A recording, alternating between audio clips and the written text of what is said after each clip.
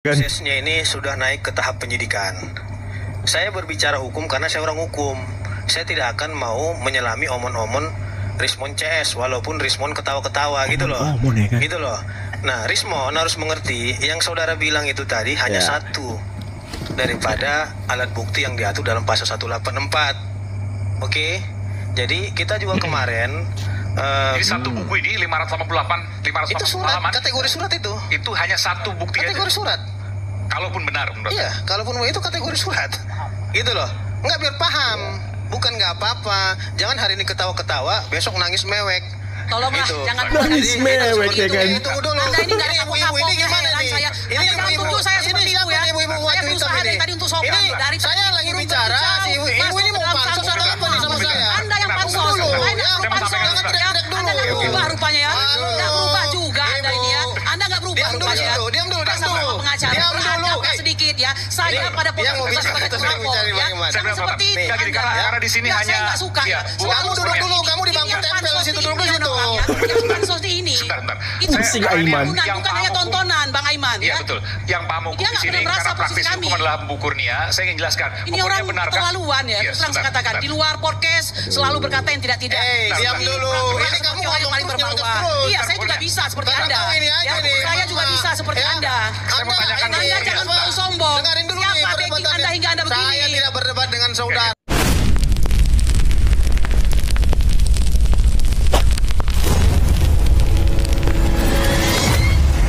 Assalamualaikum warahmatullahi wabarakatuh. Teman-teman, kembali lagi di channel Maret 27, tempat di mana drama, fakta, dan satir bersatu dalam satu layar. Gimana kabar kalian hari ini? Semoga kita semua selalu diberi kesehatan, kemudahan dalam segala urusan, dan limpahan rezeki dari Yang Maha Kuasa. Amin ya robbal alamin.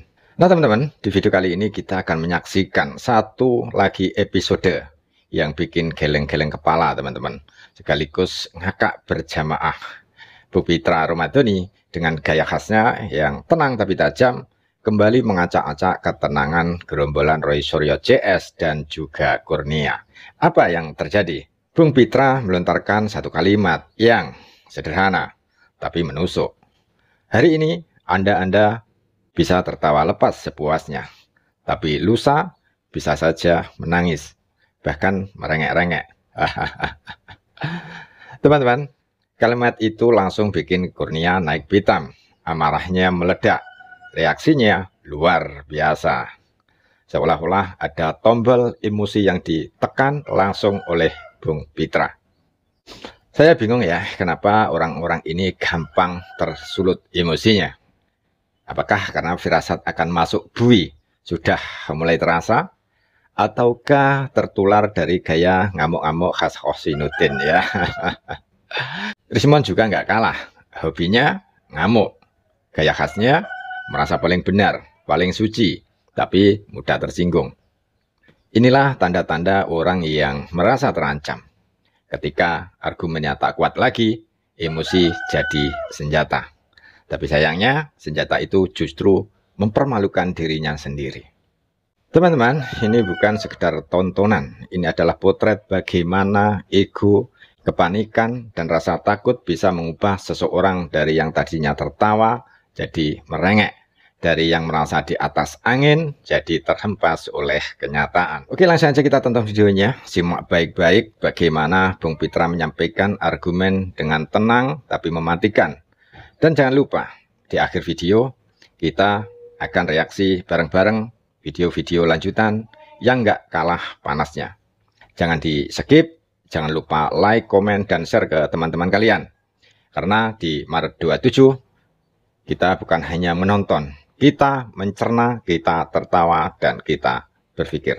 Langsung saja kita simak videonya berikut ini. Merasa dengan laporan itu mereka dikriminalisasi katanya. Ya inilah susahnya kan. Dan ini katanya pesanan dari Solo katanya. Itu gimana?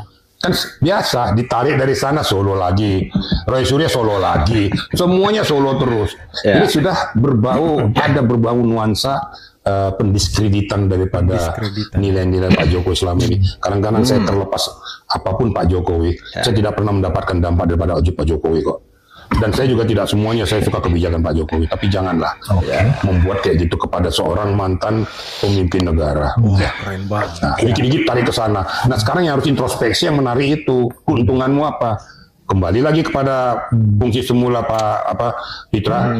Saya yakin dan percaya bahwa orang-orang yang melakukan ini adalah orang-orang yang merasakan dampak daripada kebijakan Pak Jokowi. Silakan masyarakat menilai itu. Siapa ini yang mendapatkan dampak daripada kebijakan Pak Jokowi selama memerintah? Wow, itu perlunya Ini yang melakukan langkah-langkah blunder ini. Nah, akibatnya semuanya Jokowi, Dikit-dikit keputusan hakim punya Jokowi. Wah, apa-apaan nih semuanya. Betul, Pak. Itu kira-kira. Nanti kucing mereka meninggal ya Pak Jokowi juga yang salah ya kan? Prosesnya ini sudah naik ke tahap penyidikan. Saya berbicara hukum karena saya orang hukum. Saya tidak akan mau menyelami omon-omon Rismon CS walaupun Rismon ketawa-ketawa gitu loh. Ya kan? Gitu loh. Nah, Rismon harus mengerti yang saudara bilang itu tadi hanya satu daripada alat bukti yang diatur dalam pasal 184. Oke? Jadi kita juga kemarin Jadi satu buku ini 588 itu surat, halaman. kategori surat itu. Itu hanya satu bukti Kategori aja. surat.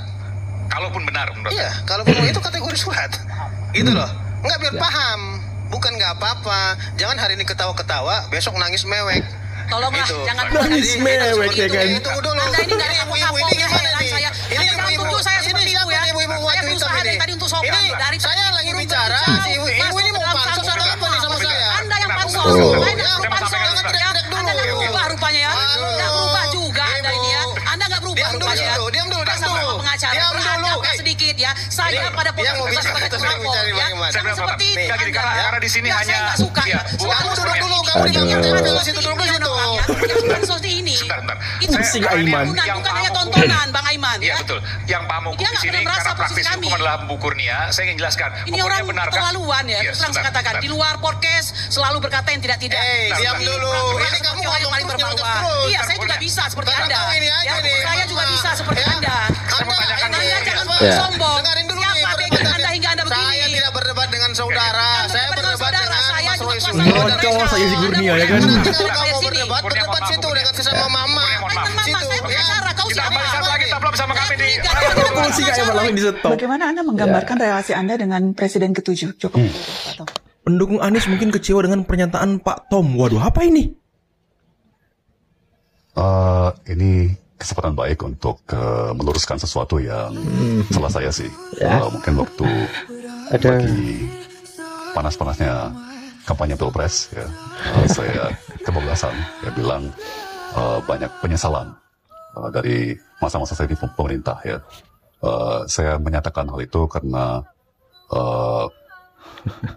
melihat data kegagalan kebijakan kami, ya, sebagai kabinet.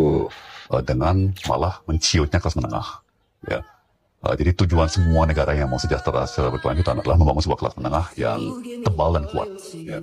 Tapi data menunjukkan bahwa kelas menengah malah menciut. Ini data awal yang kemudian dikonfirmasi secara definitif ya. 5-6 bulan kemudian, BPS mengumumkan bahwa persentase kelas menengah kita menciut dari 21 atau 22% menjadi hanya 17%. Dan saya merasa sedih sekali waktu itu. Saya keluar dari mulut saya banyak penyesalan dari masa-masa saya di pemerintah ya. Yang kemudian diliput oleh media mengatakan wah, Tom Lembong nyesel pernah menjadi bagian dari pemerintah ya. Itu tidak baik ya. Karena kepercayaan yang diberikan oleh Pak Jokowi ya, kepada saya sebagai penasehat ekonomi, sebagai penulis pidato, kemudian sebagai menteri, ya, anggota kabinet, itu sebuah kehormatan yang luar biasa. Saya jadi teringat teman-teman kata Opung Luhut ketika berpidato pas panas-panasnya serang menyerang Pilpres waktu itu. Opung Luhut pernah mengatakan, apa kau kritik-kritik? Nggak usah kau kritik-kritik. Emang pas kau menjabat kerjamu bagus. Dan jangan sok-sokan nulis-nulis pidato Jokowi. Nah, sepertinya ya sekarang terbukti teman-teman. Tom Lembong mengaku salah ya kan? Waduh, luar biasa.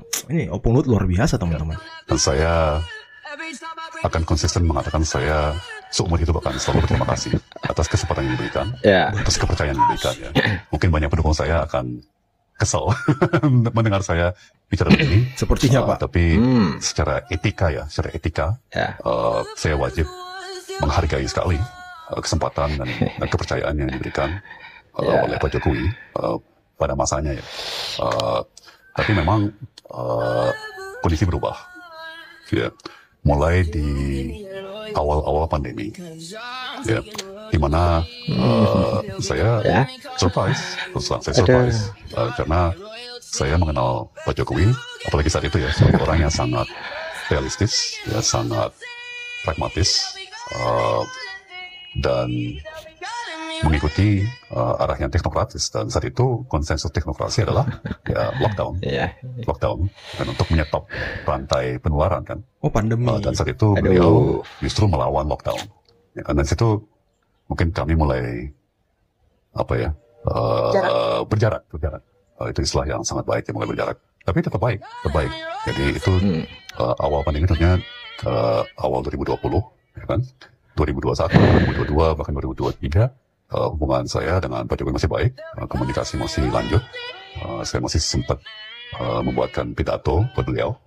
Berarti momen awal Tom Lembong tidak mungkin agak berjarak dengan Pak Jokowi ketika pandemi ya. Tapi ya, kok Tom Lembong mulai berjarak di situ? Apakah dia tidak suka dengan kebijakan Pak Jokowi yang PSBB itu? Memilih PSBB daripada lockdown. Dan ya kan PSBB terbukti bisa juga memutus rantai penularan, teman-teman. Bisa juga mengatasi pandemi. Dan ekonomi kita masih tetap ya mungkin ya turun tapi tidak anjlok banget gitu ya kan. Apakah memang Tom Lembong waktu itu mau lockdown, teman-teman? Akhir lagi di pemerintahan ya. Dan setiap Idul Fitri saya masih masuk dalam list orang yang dikirimin makanan sama Pak Presiden. Sampai 2023. Acara pernikahan kawinannya Mas Kaisang di Solo, saya masih diundang juga, ya kan. Nah mungkin retak atau pecahnya itu saat saya memang akan resmi bergabung ke tim kampanye Anies Mohaimin. Ya kan, itu mungkin kita langsung berseberangan dari segi kepentingan politik. Ya. Itu yang saya tahu. Ya, saya tidak tahu lebih lanjut, ya, feeling personal di sisi beliau dan keluarga beliau. Kalau yang di sisi saya dan keluarga saya,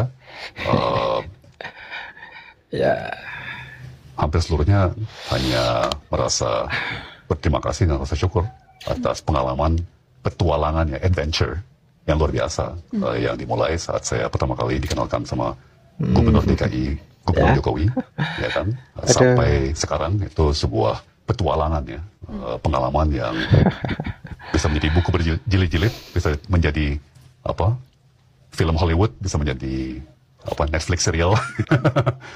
Berarti udah lama banget beliau kenal sama Pak Jokowi ya, semenjak Gubernur DKI loh. Waduh. Saya juga tahu hukum. Anda berbicara teknik tadi di situ, saya diam. Tetapi saya berbicara dalam konteks hukum, Anda keberatan. Ini gimana? Kita mau fair dalam berdialog ini atau seperti apa? Jadi saya kira harus kita saling mendengarkan lah, karena tadi saudara nggak ada saya bantah, Rismon juga nggak ada saya bantah. Terus, Bang Aiman. Kita pengen dengar seberapa dalam pengetahuan hukummu. Emang orang ini suka merendahkan orang lain loh. Dia ini suka merendahkan orang lain, teman-teman. Padahal dia nol besar juga ya kan. Dengarkan seberapa dalam pengetahuan hukum. Dengarin ya, Bang Aiman. Saya ingin sampaikan. Pumitra. Burung berkicau itu kenapa ditempatkan di kandang? Karena banyak bacotnya. Ya. Di KUHP di pasal berapa? Makanya burung berkicau ya. Ada kan? Jadi kurang kondusif. Burung berkicau itu biasanya itu ditempatkan di kandang. Justru karena dia berkicau terus, maka sudah selayaknya ditempatkan di kandang. Betul, kandangnya aja.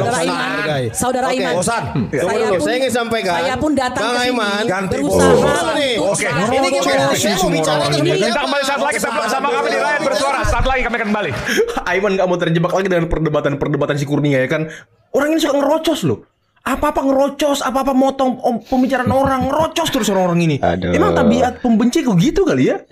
Tabiat mereka memang begitu kali teman-teman ya? Penggugat sebenarnya menginginkan mereka ini mentaati hukum yang berlaku di Indonesia. Mereka berani menyebarkan fitnah, kemudian menyebarkan berita bohong, kemudian juga melakukan tindakan pencemaran nama baik.